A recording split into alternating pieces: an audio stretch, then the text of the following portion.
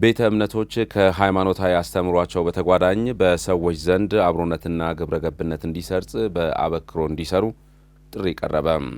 በተለይም ሕፃናት በመልካም ስነ ምግባር ታንጸው እንዲያድጉ የቤተ እምነቶች አስተምህሮ የላቀ ድርሻ አለው። የሶዶ ከተማ ቃለ ሕይወት አጥቢያ ህብረት ሁለንተና የልጆች አገልግሎት ባካሄደው የልጆች ፌስቲቫል ማጠቃለያ መርሃ ግብር ላይ ለዚሁ ጉዳይ አጽንኦት ተሰጥቷል። ለታደለ ፎላ ዘገባ ውብሸት ጳውሎስ። የሶዶ ከተማ ቃለ ሕይወት አጥቢያዎች ህብረት ሁለንተናዊ የልጆች አገልግሎት የህፃናት ፌስቲቫል ማጠቃለያ መድረክ በወላይታ ሶዶ ሁለገብ ስቴዲየም አካሂደዋል። በመርሃ ግብሩ ላይ የተገኙት የወላይታ ቀጠና ቃለ ሕይወት ጽሕፈት ቤት ምክትል ጸሐፊ መጋቢ ያሲን አይና እንደገለጹት ልጆች በመልካም ስነ ምግባር ታንጸው እንዲያድጉ ከማድረግ አኳያ ቤተ እምነቶች ያላቸው ሚና የላቀ ነው። ቤተ ክርስቲያናችን ልጆች አገልግሎት ላይ ቤተሰብ ትኩረት እንዲሰጥ ሲቀጥል ነው ሌሎች ትኩረት የሚሰጡት። ምክንያቱም በአንድ ቀን 24 ሰዓት ህፃናቶች፣ ልጆች፣ ብላቴናዎች የሚያሳልፉት ከቤተሰብ ጋር። ቤተሰብ ቅድሚያ ነው። ከቤተሰብ ሲቀጥል ነው ቤተክርስቲያን መንግስትም ኃላፊነት የሚወስደው። ሲቀጥል ደግሞ ቤተክርስቲያን ትልቅ የትምህርት ስፍራ ናት። ትምህርት የሚሰጠው ቤተክርስቲያን ላይ ነው። እኔ በሀገር ደረጃ ላይ ዛሬ ለሚወርቁ ልጆች፣ ለሚጠፉ ልጆች፣ ትክክል ባልሆነ ቦታ ለሚያሳልፉ ልጆች ቤተክርስቲያን ተጠያቂ ናት ብዬ አምናለሁ። ልጆች የለሰለሰ መሬት ናቸው። በለሰለሰ መሬት ላይ በቂ ዘር ከዘራ ነው በቂ ነገር ደግሞ ነገ ይበቅላል። ስለዚህ ሁሉም ቤተ እምነት በዚህ አጋጣሚ ልጆች ላይ እንዲሰራ መንግስትም የተለያዩ ድርጅቶች ልጆች ላይ ትኩረት መስጠት አለባቸው። ምክንያቱም በልጆች ስነ ልቦና ላይ፣ በልጆች ሳይኮሎጂ ላይ፣ በልጆች እይታ ላይ፣ አመለካከት ላይ፣ አስተሳሰብ ላይ፣ በልጆች ጉዳይ ላይ ትኩረት ሰጥተው መስራት አለበት። የወላይታ ሶዶ ከተማ ቃለ ሕይወት ቤተክርስቲያን ህብረት ጸሐፊ መጋቢ ኤልያስ መና ህፃናት ግብረ ገብነትን ተላብሰው ጤናማ ዜጋ ሆነው እንዲያድጉ ቤተክርስቲያኒቱ አበክራ እየሰራች እንደሆነ ተናግረዋል። ልጆች በስነ ምግባር ብልሹ ስነ ምግባር ሳይኖራቸው እግዚአብሔር በሚከብርበት ቤተ ክርስቲያን በምትደሰትበት ለአገርም አደጋ ፈጣሪዎች ሳይሆኑ ሰላም ፈጣሪዎች ሆነው እንዲያድጉ የቤተ ክርስቲያን ምኞት ነው። የሶዶ ከተማ አስተዳደርም የወላይታ ዞንም የደቡብ ክልልም የኢትዮጵያም ዋና ዓላማ ነው። ህፃናት በአእምሮና በአካላዊ እንቅስቃሴና በአስተሳሰብም የበቁ እንዲሆኑ የከተማው ቃለ ሕይወት አጥቢያዎች ህብረት የልጆች አገልግሎት የተለያዩ ተግባራትን እየሰራ መሆኑን የገለጹት ደግሞ የከተማው የልጆች አገልግሎት አስተባባሪ ወንጌላዊ ታሪኩ ሰማያት ናቸው። ጌታ ኢየሱስ ክርስቶስ በጥበብ በቁመት በሞገስ በሰውና በእግዚአብሔር ፊት ያድግ ነበረ ተብሎ እንደተጻፈ ልጆቻችንም ደግሞ ሁለንተናዊ በሆነ መንፈሳዊ እድገት ማህበራዊ ከሌሎች ጋርም በሚኖራቸው አካላዊ ጤናቸውን አእምሯዊ እድገታቸውን በተጠበቀው ሁኔታ ሁለንተናዊ እድገታቸውን እንዲያድጉ ከማድረግ አንጻር በቤተ ክርስቲያናችን የተለያዩ አገልግሎቶችን ለልጆች ሲሰጡ ቆይቷል። አካላዊ አንጻር በስፖርት ደግሞ በቤተ ክርስቲያንም በዚህኛው ከሐምሌ 6 ጀምሮ ሲደረግ የነበረው የእግር ኳስ ውድድር አለ። በስፖርቱ ጤናማ እንዲሆኑ ያ ማለት ደግሞ ስፖርት ፍቅር ነው። ስፖርት ለሁሉም ነገር መሰረት ስለሆነ በዚህኛው አካሄድ ደግሞ ከስፖርቱም አንጻር ጤናማ የሆነ እድገት እንዲኖራቸው ስነ ምግባር ታንጾ እንዲያድጉ ከማድረግም አንጻር በስነ ምግባር ለማነጽ ስፖርታዊ ውድድሮችንም ስናካሂድ ነበር። ከዛ በተጨማሪ ከበጎ አድራጎት አንጻር ደግሞ በዛሬው ዕለት የደም ልገሳዎችንም ስናደርግ ነበር። ያ ማለት ትውልዳችን ይሄን ልጆችን እያዩ ነገ ደግሞ ደም የሚያስፈልጋቸው አሉ፣ በየጎዳና የሚወድቁ አሉ። ለነዛ ደግሞ በጎነትን ማድረግ መልካም ስራ ስለሆነ ያንን ተግባርን እንዲፈጽሙ የደም ልገሳዎችን ከበጎ አድራጎት አንጻር ስናደርግ ነበር። ከአካላዊ አንጻር ደግሞ በቀለም ትምህርት በአማካይ ውጤት 96 በላይ ያመጡትን ስንሸልማቸው ነበረ። በመርሃ ግብሩ ማጠቃለያ ላይ ከ13 እና ከ15 ዓመት በታች የወንዶች እግር ኳስ ውድድር የተካሄደ ሲሆን የውድድሩ አሸናፊዎችም ደስታቸውን አጋርተዋል። በማጣሪያ መጀመሪያ ከሀቢታት ቃለ ሕይወት ቸርች ጋር ነበር። ቀጥሎ ከእናት ቆንቶ ጋር፣ አሁን ደግሞ በፍጻሜ ከኦታና ኦፋ ጋር። በመጀመሪያው ጨዋታ በፍጹም ቅጣት ምት 9-8 በሆነ ውጤት ነው። በቀጣይ ከእናት ቆንቶ ጋር ባደረግነው ጨዋታ 4-1 ነው። በአሁኑ ጨዋታ አንዳቻ ወጥተን በፔናልቲ 6-5 አሸንፈናል። በመጀመሪያ ሀቢታትን በመለያ ምት አሸንፈን በመቀጠል ደግሞ መሰረት ቆንቶን አሸንፈን ለዚህ ፍጻሜ ደርሰናል። ደግሞ በጣም ብዙ ቻሌንጆችን አልፈን ነው የደረስነው። ይሄ ዋንጫ እኛ ብለነው ሰው ዝም ብሎ ዋንጫ አይበላም። ከባድ ነው። ይሄ ለመጀመሪያ ጊዜ አይደለም ዋንጫ ስንበላ፣ ከዚህ ጋር ለሁለተኛ ጊዜ ነው። ያው የሚያሳየው ሁላችንም በጣም ሰርተናል። ያው የቤተ ክርስቲያን ጨዋታ ነው። ሁሉንም ልጆች ከቤተ ክርስቲያን ያመጣናቸው፣ ነገር ግን ሁሉንም በሚገባ አሰልጥነን በዋንጫውን በድጋሚ መብላት ችለናል። ለዛም በጣም እጅግ ደስ ብሎኛል። በፌስቲቫሉ ማጠቃለያ በ2018 የትምህርት ዘመን ከ1ኛ እስከ 11ኛ ክፍል ድረስ አማካይ ውጤት ከ96% በላይ ላስመዘገቡ ተማሪዎችም የማበረታቻ ሽልማት ተበርክቶላቸዋል። ወላይታ ሶዶ ዩኒቨርሲቲ በጤና ምርምር በዓለም አቀፍ ሳይንሳዊ እትሞችና በማህበረሰብ አገልግሎት ላይ የላቀ አስተዋጽኦ ላበረከቱ 2 ምሁራን ሙሉ የፕሮፌሰርነት ማዕረግ ሰጠ። ዩኒቨርሲቲው የሕዝብ የጤናውን ዘርፍ ለማሻሻል በትኩረት እየሰራ የሚገኝ ሲሆን ዓለም አቀፍ እውቅና ያገኙ ምሁራኑም ልምዳቸውንና እውቀታቸውን እንደሚያካፍሉም ይጠበቃል። አቤኔዘር አበራ በዚህ ጉዳይ ላይ ተጨማሪውን አዘጋጅቷል። የወላይታ ሶዶ ዩኒቨርሲቲ የስራ አመራር ቦርድ በህዝብ ጤና ዘርፍ ከፍተኛ አስተዋጽኦ ያበረከቱትን ዶክተር ካሳ ዳካንና ዶክተር መንግስቱ መስቀሌን ወደ ሙሉ ፕሮፌሰርነት ማዕረግ ማሳደጉ ይታወቃል። ይህ ታላቅ ማዕረግ ለምሁራን የተሰጠው በማስተማር በምርምር በዓለም አቀፍ ሳይንሳዊ እትሞች በማህበረሰብ አገልግሎት በቴክኖሎጂ ሽግግርና በተቋማዊ ልማት ላይ ያበረከቱት አስተዋጽኦ ተመርምሮ ነው። ፕሮፌሰር ካሳ ዳካ ሙሉ ፕሮፌሰርነት ማዕረግ ከተሰጣቸው 2 ምሁራን አንዱ ሲሆኑ በህዝብ ጤና ዘርፍ የዶክተሬት ዲግሪያቸውን በ2005 ዓ.ም ከደቡብ አፍሪካ ዩኒቨርሲቲ አግኝተዋል። ፕሮፌሰሩ ከ33 ዓመት በላይ የስራ ልምድ ያላቸውና የወላይታ ሶዶ ዩኒቨርሲቲ የጤናና ሕክምና ኮሌጅ የመጀመሪያው ዋና ስራ አስፈጻሚ በመሆን ያገለገሉ ምሁር ናቸው። ሙሉ ፕሮፌሰርነትን ያገኘሁት በህብረተሰብ ጤና ዘርፍ ነው። የህብረተሰብ ጤና ዘርፍ ማለት 3 ዋና ነገሮችን የሚይዝ ነው። አንደኛ የህብረተሰብን ጤና መጠበቅ ወይም መከላከል የሚለው ነው። ሁለተኛው የህብረተሰብ ጤና አካባቢ የሆነ ችግር ቢፈጠር ወይም የጤና ችግሮች ሲፈጠሩ ወዲያው መፍትሄ ማስገኘት በሚል ዘርፍ የሚመደብ ነው። ሶስተኛው በጤና ዙሪያ ላይ የህብረተሰቡን ግንዛቤ ማስጨበጥ የሚል ነው። ፕሮፌሰር ካሳ በአጠቃላይ ከ50 በላይ በዓለም አቀፍ ደረጃ እውቅና ባላቸው መጽሔቶች ላይ የምርምር ጽሑፎችን አሳትመዋል። ከ41 በላይ አገር አቀፍና ዓለም አቀፍ የገንዘብ ድጋፍ የተደረገላቸውን የምርምርና የማህበረሰብ አገልግሎት ፕሮጀክቶችን በስኬት በመምራት የፕሮፌሰርነት ማዕረግ ማግኘታቸውን አውግተዋል። 15 ዓመት ከመጀመሪያ ዲግሪ እስከ 3ኛ ዲግሪ አስተምሬያለሁ። ከዛ ማስተርስ ተማሪዎችን ከ40 በላይ አማክር ያለው አስተምር ያለው ጨርሷል። ምርምር የሚጠበቀው የትምህርት ሚኒስቴር የተቀመጠው አለ 800 ነጥብ ነው የሚጠበቀው 1400 ነው ያገኘው። በዛም ከ50 በላይ ምርምር ውጤቶችን ማሳተም ችያለሁ። ህብረተሰብን በጥናት መሰረት ምን ማድረግ አለበት የሚለው ነገር መስራት ነው። ስለዚህ በዛ ዙሪያም በማህበረሰብ ውስጥ ለምሳሌ በወባ በተመለከተ ከጥናት ተነስተን ወይም ተነስቼ ከሌሎች ሰዎች ጋር የተሰራ ነገር አለ።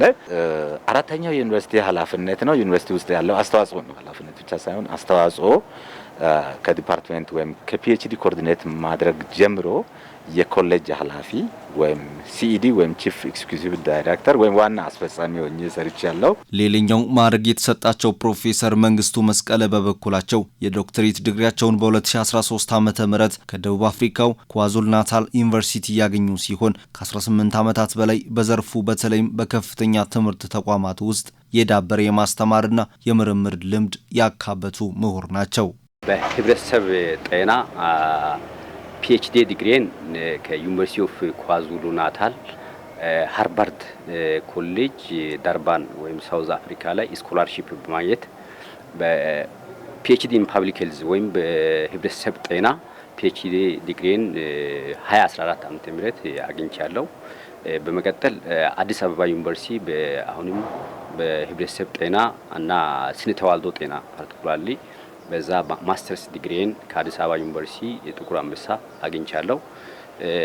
የመጀመሪያ ዲግሪ ደግሞ አሁንም በህብረተሰብ ጤና ከሐዋሳ ዩኒቨርሲቲ ነው ያገኘው። በዓለም አቀፍ መጽሔቶች ላይ ከ45 በላይ የምርምር ጽሑፎችን ያሳተሙትና ከ15 በላይ ትልልቅ ፕሮጀክቶችን መምራታቸውን የሚናገሩት ፕሮፌሰር መንግስቱ መስቀል በጤና ልማት መሻሻል ላይ ትኩረት ያደረጉ የምርምር ስራዎችን መስራታቸውን ተናግረዋል። በርካታ መንግስታዊ ካልሆኑ ድርጅቶች ጋር ግራንት በማምጣት ለጤና ዘርፉ ከፍተኛ ስራዎችን ጤና ልማት የሚሻሻልበትን ስራዎችን በመስራቴ እንዲሁም የእናቶችን ጤና፣ የህፃናት ጤና፣ ወጣቶችና HIV ኤድስ ጤና የሚሻሻልበትን ዘርፍ ላይ ነው የምርምር ትኩረቴ።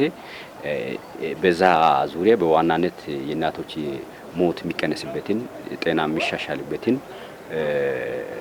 ስራዎችን በመስራቴ ወላይታ ሶዶ ዩኒቨርሲቲ እና ቦርድ በህብረተሰብ ጤና የሙሉ ፕሮፌሰርነት ማዕረግ ሰጥቶኛል። እነዚህ ታላቅ ማዕረግ የተሰጣቸው ሁለት የዓለም አቀፍ ምሁራን ልምዳቸውንና እውቀታቸውን በመጠቀም ወደፊትም በማስተማር በምርምር በዓለም አቀፍ ሳይንሳዊ እትሞችና በማህበረሰብ አገልግሎት ዘርፍ የላቀ አስተዋጽኦ ለማበርከት ቁርጠኛ መሆናቸውን አረጋግጠዋል። ምርምር የተሰሩ ስራዎች ምርምር ተሰርቶ ሸልፍ ላይ መቀመጥ የለባቸው፣ ስራ ላይ መዋል አለባቸው።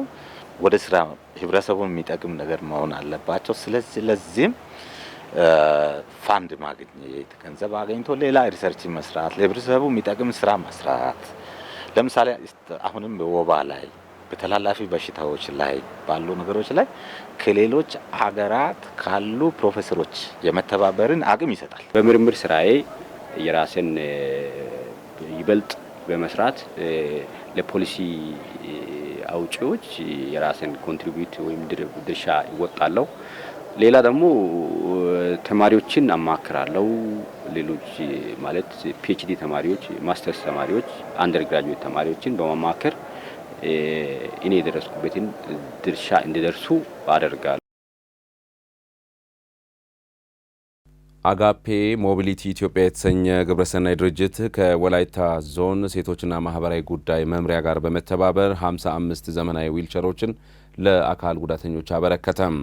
የተበረከተው ዊልቸርም አካል ጉዳተኞች ለማህበራዊና ኢኮኖሚያዊ ጉዳዮች በነጻነት በመንቀሳቀስ ከችግራቸው እንዲላቀቁ የሚረዳ ነው ተብሏል። ትዕግስት ክፍሌ ያጠናቀረችውን ዘገባ አለማየሁ አልቶ እንደሚከተለው ያቀርበዋል።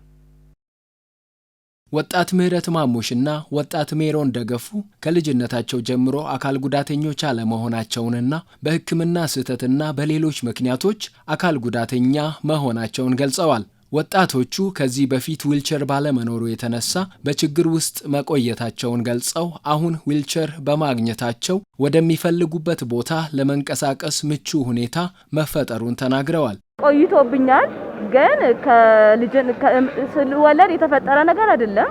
በሕክምና ስህተት ከመሀል የመጣ ነው፣ ግን ቆይቶብኛል። አሁን ላይ እኔ ኦሬዲ የተመረኩ ሰው ስለሆንኩ የስራ እድል ለመፈለግ ምቹ ነው። ዞር ብዬ ለመፈለግ ምቹ ነው። ያሳከምኩት ብዙ ቦታ ደርሻለሁ። ያለርኩት ቦታ የለም፣ እንደው ብዙ ቦታ ነው ያለርኩት እና እንግዲህ ታማ ቀራች። እንግዲህ እንዴት ይሻላል ብዬ ሸክም ሆነች ለኔ። ከዛ ደግሞ እግዚአብሔር ሆይ ምን ትላለህ ያልኩ ደግሞ ይሄ ቻንስ ዛሬ እንግዲህ አገኘሁት። በጣም ደስ ብሎኛል። ትምህርታው ያው ድሮም እያማረች ነበርችና ያው መንገድ ላይ ስለታመመች ቆረጠች። አሁን ትምህርቱን አስቀጥላለሁ። እግዚአብሔር ፍቃድ ከሆነ በዚህ ዊልቸር እንደምን ሆኜ ትምህርቱን አስቀጥላለሁ፣ አስተምራለሁ። የተደረገው የዊልቸር ድጋፍ የእንቅስቃሴ ነጻነትና የማህበራዊ ተሳትፎን ከማጠናከር አኳያ የሚያበረክተው ፋይዳ ከፍተኛ መሆኑን የወላይታ ዞን ሴቶችና ማህበራዊ ጉዳይ መምሪያ ኃላፊ ወይዘሮ ዝናቧ በየነ ተናግረዋል። ዊልቸር ለብዙ አካል ጉዳተኞች ቀላል የመንቀሳቀሻ መሳሪያ ብቻ ሳይሆን ዊልቸር ወደ ትምህርት ቤት መሄጃ መንገድ፣ ዊልቸር ወደ ስራ መዳረሻ መንገድ፣ ዊልቸር ወደ ጤና ተቋማት መሄጃ መንገድ እንዲሁም ከማህበረሰቡ ጋር የምንሳተፍበት መሳሪያም ጭምር ነው። በአጭሩ ዊልቸር የነጻነት ቁልፍ ነው። ስለዚህ ዛሬ የምናደርገው ድጋፍ አንድን ሰው በቁሳቁስ መርዳት ብቻ ሳይሆን የአንድ ሰውን እድል ማስፋት፣ ተሳትፎውን ማጠናከር፣ ከማህበረሰቡ ጋር ያለውን ትስስር ማጠናከርም ጭምር ነው። ሆኖም ግን የአካል ጉዳተኞች ፍላጎት በዊልቸር ድጋፍ ብቻ የሚገደብ አይደለም። የተደረገው የዊልቸር ድጋፍ በተለይም ለአካል ጉዳተኛ ተማሪዎች ትልቅ እፎይታን የሚፈጥር መሆኑን በመገንዘብ ለብዙ ዓመታት አገልግሎት እንዲሰጥ በጥንቃቄ መጠቀም እንዳለባቸው የወላይታ ዞን አስተዳደር ጽሕፈት ቤት ኃላፊ አቶ ወንድሙ ደረጃ ያሳስበዋል። በራሱ አቅም መራመድ ለማይችለው የተፈጥሮም ሆነ ሰው ሰራሽ አደጋ ለደረሰባቸው ውጪ ለማውጣት ለሚቸገሩ ሽንት ቤት ለመሄድ ለሚቸገሩ ትምህርት ቤት ለመሄድ የሚቸገሩ ገበያ ለመሄድ የሚቸገሩ ማህበራዊ ጉዳይ ለመድረስ የሚቸገሩ ነገር ግን ይሄንን ዊልቸር ስንሰጥ ቢያንስ በጎናችሁ መሆናችን የምንገልጽበትን እንድንሰጥ ያገዘውን ድርጅቱን በዞኑ አስተዳደር ስም እጅግ በጣም አመሰግናለሁ። ቀጣይም ደግሞ ድጋፋችሁ አይለይ የሚለውን ጥሪ ማቅረብ ፈልጋለሁ። ምናልባት ዛሬ ላይ ድርጅቱ ይሄን አግዟል። አንዳንድ ጊዜ እንደዚህ አይነት ነገሮች ከተሰጡ በኋላ የምትጠቀሙት እናንተ ስለሆናችሁ በጥንቃቄ አሁን እዚህ ጋር በተሰጠው ኦሪንቴሽን መሰረት እንድትጠቀሙን ደግሞ አደራ ይላለሁ። ለምን ቶሎ ማግኘት ማንችለው ነገ ላይ ደርበን ሌላ እገዛ ቢመጣ እንኳን ለነዚህ ወይም ለወሰዳችሁት መልሰን አይደለም የምንሰጠው፣ ለሌሎች ነው የምንሰጠው። ስለዚህ እናንተ የወሰዳችሁት ደግሞ በጥንቃቄ መጠቀምን መልመድ አለባችሁ። አካል ጉዳተኝነት አለመቻል አለመሆኑን በመረዳት ትምህርትና ሌሎች እንቅስቃሴዎችን ዊልቸር በመጠቀም በነጻነት እንዲሰሩ ድጋፍ ለማድረግ ከጎናቸው መሆናቸውን የአጋፔ ሞቢሊቲ ኢትዮጵያ ድርጅት ሰብሳቢ አቶ ሚኪ ዘላለም ተናግረዋል። አካል ጉዳተኛ እንደ ማንኛውም ሰው ጉዳት አልባ እንደሆነው ሰው የትኛውም ነገር ለማድረግ ምን አይልም አይከለከልም ማለት። ስለዚህ አካል ጉዳተኝነት ገጠመን ብላችሁ ተስፋ በመቁረጥ ቤት አትቀመጡ። ካላችሁበት ቦታ ወጣችሁ የትኛውም ነገር ማድረግ እንደምትችሉ ህልማችሁን መኖር እንደምትችሉ የፈለገውን ነገር መስራት እንደምትችሉ አምናችሁ እንድትንቀሳቀሱ እንፈልጋለን። እኛ ትልቅ አስተዋጽኦን ያደረግንላችሁ ነገ ከነገ ወዲያ ቢሰበርባችሁ የሆነ ነገር ቢሆን ጎማው ቢያልቅ ያው በሚመለከተው ክፍልና አካል በኩል ተጨማሪ ድጋፍ ማድረግ የምንችልበትን ነገር ሁሉ እናደርጋለን። በዊልቸር ርክብክብ መርሃ ግብሩ ከ4 ሚሊዮን ብር በላይ ወጪ የተገዙ 55 ዊልቸሮች ከዞን ለተወጣጡ አካል ጉዳተኞች መሰጠቱ ተመላክቷል። በየመንገድ ዳር ጥንቃቄ በጎደለ መልኩ የሚሸጡ ምግቦችና መጠጦች በሰዎች ጤና ላይ ጉዳት እንደሚያስከትሉ የዘርፉ ባለሙያዎች ያረጋግጣሉ። በወላይታ ሶዶ ከተማ ያነጋገርናቸው ዜጎችም ይህንን ስጋት በማንሳት ተገቢው ጥንቃቄ እንዲደረግም አጽንኦት ሰጥተዋል። ዝርዝሩን ያጠናቀረችው መስከረም ጌታቸው ናት። በከተሞች በየመንገድ ዳር ጥንቃቄ በጎደለው መልክ የሚሸጡ ምግቦችና መጠጦች በሰው ጤና ላይ የከፋ ጉዳት እንደሚያስከትሉ ነው የዘርፉ ባለሙያዎች ያረጋገጡት። በተለምዶ የሚሸጡ እነዚህ ምግቦችና መጠጦች ለፀሐይ ብርሃንና ለአቧራ ተጋላጭ ስለሚሆኑ ተጠቃሚው ሕብረተሰብ ተገቢውን ጥንቃቄ እንዲያደርግ በወላይታ ሶዶ ከተማ ያነጋገርናቸው ዜጎችና የጤና ባለሙያዎች አሳስበዋል። ከአንዳንድ መረጃ ምንጮች እንደምንሰማ ከሆነ እነዚህ ባልታወቀው ጥራታቸው ባልተጠበቀ ዘይቶች የሚጠበሱ በየበረንዳ ፀሐይ ላይ ተጋልጦ አቧራ እየተገንተነ የሆነው በዚህ ሁኔታ የሚበሉና የሚጠቀሙት በጣም ከፍተኛ በሽታ ላይ እያጣለ ስለሆነ በዚህ ነገር ላይ ህብረተሰቡ ጥንቃቄ እንዲወስድ በዚህ አጋጣሚ መምከር ይፈልጋለሁ። ጧት የመጣ ቆቀር እዛ ላይ ሳይሸፈን አቧራ እየጠጣ ምናምን ዝም ብሎ ይውላል። በእጅ ስትሰጠኝ እኔ አሁን አልበላ ጽዳት በሌለው እጅ እንደዚህ አምባሻውንም ቆቆሩንም አንስተው ይሰጣሉ አያለሁ። ግን ይሄ ፌር አይደለም፣ መስተካከል አለበት። መንገድ ዳር የሚሸጡ በየጥላ ስር በየሼድ ተሰርተው ምናምን የሚሸጡ ነገሮች ብዙውን ጊዜ ለተለያዩ በሽታዎች ኤክስፖዝ ያደርጋሉ። ሰው ምንድነው አንደኛው ይሄ መንገድ ተላላፊዎች አሉ። አዋራ ይባላል። የአዋራ ሄዶ እሱ ላይ ያርፋል። ያንን የተቸገረ ሰው እያለፈ ወይ የራበው ወይ ከኮስት አንፃር ዝቅ ያለ ኮስት ስለሚያወጣ ዝም ብሎ ብድግ አድርጎ ገዝቶ ይጠቀማል። ሃይላንድ ላይ የታሸጉ ለስላሳ መጠጦችም ውሃም ይበል ፀሐይ ላይ ማስቀመጥ ለትልቅ ችግር ህብረተሰብ ይመጣል። ፀሐይ ላይ ሲቀመጥ እነዚህ ፕላስቲኮች የተሰሩባቸው ነገሮች አሉ። ኬሚካሎች የፕላስቲክ የተሰራባቸው ፀሐይ ብርሃንን አልትራቫዮሌት ላይት ሲያገኝ ከዛ እየወጣ ውሃው ጋር ቀጥታ የሚቀላቀሉ ነገሮች ለካንሰር ሁሉ የሚያደርጉ ነገሮች አሉ። በመሆኑም ማህበረሰቡ ጥንቃቄ በጎደለው መልኩ የሚቀመጡ ምግቦችን መጠቀም እንደሌለበትም ተጠቁሟል። በጣም ከፍተኛ ደረጃ የማይተላለፍ በሽታ በኢትዮጵያ ውስጥ ከፍተኛ ደረጃ ላይ እያሰራጨ ያለ ስለሆነ ህብረተሰቡ ጥንቃቄ እንዲያደርግ በዚህ አጋጣሚ እመክራለሁ። እኔም ቢሆን እነዚህ ነገሮችን በፍጹም እንደማልጠቀም በዚህ አጋጣሚ መንገር ፈልጋለሁ። ቀጥሎ የሚመጣውን ችግር ሰው አልተረዳው። የጊዜያዊ ችግር ያቺ የረሃቦን ወይ በሰዓቱ የተቸገረበትን ነው የሚያስበውና ብድግ አድርጎ የመጠቀም ነገር አለ። ግን ህዝቡ ማድረግ ያለበት ቢያንስ ምን ያህል ነው ይሄ ከተለያዩ ከቆሻሻ ከአዋራው ከተለያዩ ከፀሐይ ምን ያህል ተከልክሎ ነው ያለው ብሎ አይቶ ራሱን መጠበቅ መቻል አለበት። በተቻለ መጠን አቅሙ በፈቀደው መልኩ በተጠበቀበት የሚሰራው ቢጠቀም ራሱንም ከተለያዩ ችግሮች ያድናል ብዬ አስባለሁ። ይሄን አልጠጣም፣ ውሃ ፀሐይ ላይ ተደርጓል፣ ይሄን ለልጄ አልሰጥም፣ ይሄ ምግብ ፀሐይ ነክቶታል፣ አልገዛም፣ አስገቡ ብሎ ህዝቡ ነጋዴውንም እኛም እንቀጣለን። ግን ነጋዴውንም ህዝቡም የመቅጣት ልምድ ቢያዳብር ጥሩ ነው። ነጋዴዎችም ቢሆኑ ገንዘብ ማግኘት ብቻ ሳይሆን የማህበረሰቡን ጤና ከግምት ውስጥ በማስገባት ተገቢውን ጥንቃቄ ሊያደርጉ እንደሚገባም ተገልጿል። ሌላው መደረግ አለበት ብዬ የሚያምነው አስፈላጊ ከሆነ ሼዶች ተሰርተው ወይንም ቤት ውስጥ ፀሐይ እንዳይጋለጥ ለተለያየ አቧራ እንዳይጋለጥ ጥንቃቄ በታከለ ሁኔታ መጠቀም አለባቸው ብዬ ነው የሚያምነው። ካልሆነ እኛ የጤና ስርዓታችን ቀድሞ መከላከል ነው። ስለዚህ ይሄንን መከላከል ካልቻለን ህብረተሰቡን ጤና እየጠበቅን ነው ማለት አይቻልም።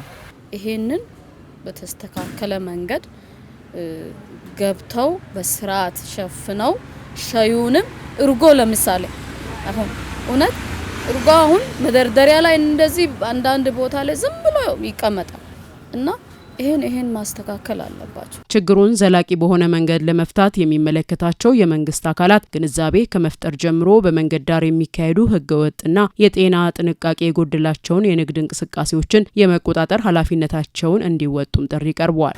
ህብረተሰቡን ጤና ለመጠበቅ ሲባል የሚመለከታቸው ሰዎች ሁሉ ይሄንን መቆጣጠር እንዳለባቸው ነው የሚያምነው። በተለይ ጤና መምሪያዎች ይሄንን በጣም መከታተል አለባቸው። እውነት ትኩረት መስጠት አለባቸው። ያ የሚመለከተው ከጤና አንፃር የሚመለከተው ቢያንስ ስለ ንጽህናው፣ ስለ ኳሊቲው፣ ስለ ሼዱ፣ ስለ ከተጋላጭነት ነፃ በሆነ መልክ እንዲጠቀሙና እንዲሰሩ እንዲገለገሉ የሚያደርጉት ሁኔታ ቢፈጠር መልካም ነው ያስባል።